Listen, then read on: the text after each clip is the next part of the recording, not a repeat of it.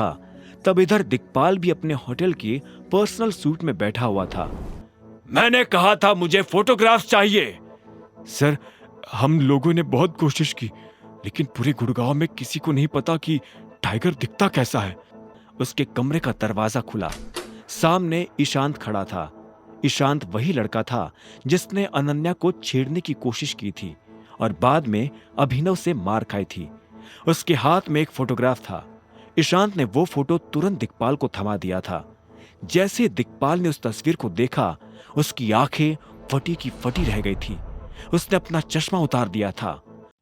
दिक्पाल ने पहले घूर कर अभिनव की उस फोटो को देखा और फिर अपनी नजरें ऊपर करके ईशांत को घूरना शुरू कर दिया।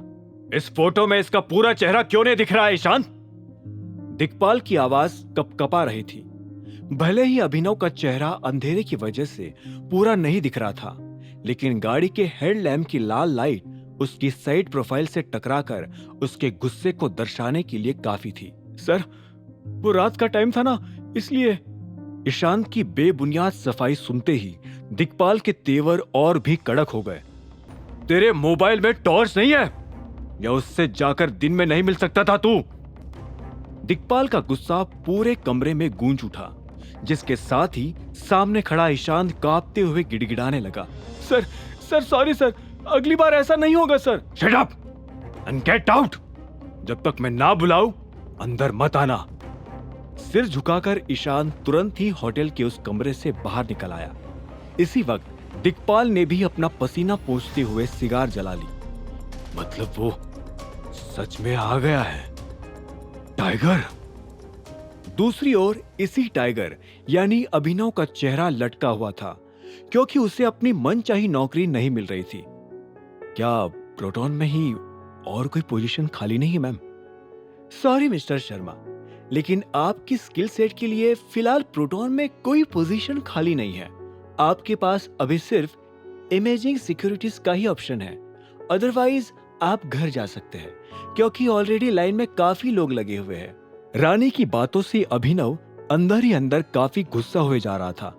एक पल के लिए तो उसने सोचा कि वो अपनी टाइगर वाली आइडेंटिटी दिखाकर तुरंत ही रानी को कंपनी से फायर कर दे, लेकिन फिलहाल समय ठंडे दिमाग से काम लेने का था। इसी ठंडे दिमाग से अभिनव ने सोचा कि रानी पर नजर दूसरी कंपनी से भी रखी जा सकती थी, लेकिन अगर उसे फिलहाल कोई जॉब नहीं मिलती तो कुछ हो भी नहीं पाता। ठीक है, I accept the offer. Good. वैसे भी मैनेजर की पोजीशन तो काफी अच्छी होती है, रानी ने मुस्कुराते हुए कहा और जसप्रीत को उसे ले जाने का इशारा किया। अपनी नई कंपनी यानी इमेजिंग सिक्योरिटीज पहुंचते ही अभिनव को पता चला कि वो असल में काफी छोटी कंपनी थी। उसे फिर इस बात का भी एहसास हुआ कि रानी ने उसे सीधा मैनेजर की पोस्ट इसलिए दे दी थी क्योंकि छोटी मोटी कंपनी का मैनेजर होना कोई बड़ी बात नहीं थी। लिसन एवरीवन, मिस्टर अभिनव गढ़वाल ने ये कंपनी ज्वाइन कर ली है और यही तुम्हारे नए मैनेजर है। जैसा कि मैं हर बार कहता हूँ, बिजनेस से रिलेटेड सारी चीजें इन्हें ही रिपोर्ट करना। Got it? जसप्रीत ने इमेजिंग सिक्योरिटीज के सारे एम्प्लॉइज को एक साथ इकट्ठा करते हुए कहा, जिनकी तादाद मुश्किल से 50 भी नहीं थी। Yes sir. सभी एम्प्लॉइज की आवाज गूंज उठी। अभिनव को भी महसूस हुआ कि अब उसे कुछ कहना चाहिए था। Hello everyone, thank you for welcoming मी। मैं प्रॉमिस करता हूं, एक साथ मिलकर हम इस कंपनी को इंडस्ट्री में सबसे टॉप पर लेकर जाएंगे। अभिनव ने जिस कॉन्फिडेंस से यह बात कही, उससे पूरे ऑफिस में तालियां गूंज उठी थी। हालांकि इस तरह का मोटिवेशन हर नया मैनेजर देकर जाता था, लेकिन कंपनी के स्टाफ को आज तक किसी में भी अभिनव जैसा जुनून महसूस नहीं हुआ था। Very nice, keep it up. Now कोई प्लीज मिस्टर शर्मा को उनके कैबिन तक लेकर जाओ। मिस्टर शर्मा, मैं अब प्रोटॉन के लिए वापस निकलता हूं। Nice to meet you. Jaspreet हाथ मिलाकर वहां से चला गया। अभिनव उसे जाते देख ही रहा था कि उसे पीछे से एक प्रोफेशनल लेकिन मीठी आवाज सुनाई दी।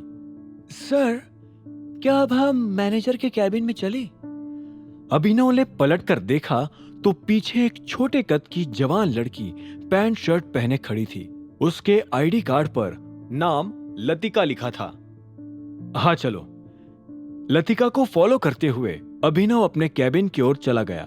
वही सभी एम्प्लॉइज अपने अपनी डेस्क पर वापस बैठ गए।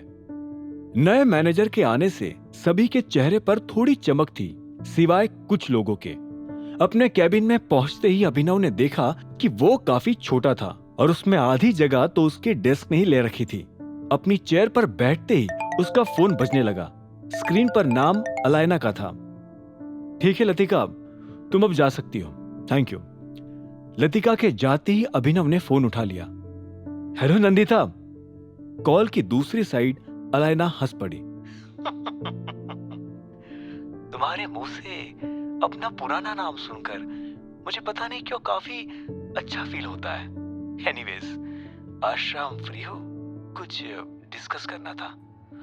आगे की कहानी जानने के लिए देखें अगला एपिसोड सिर्फ पॉकेट एफएम के यूट्यूब चैनल पर, और द रिटर्न ऑफ टाइगर के सारे एपिसोड्स को सुनने के लिए डिस्क्रिप्शन में दी लिंक से डाउनलोड करें पॉकेट एफएम ऐप।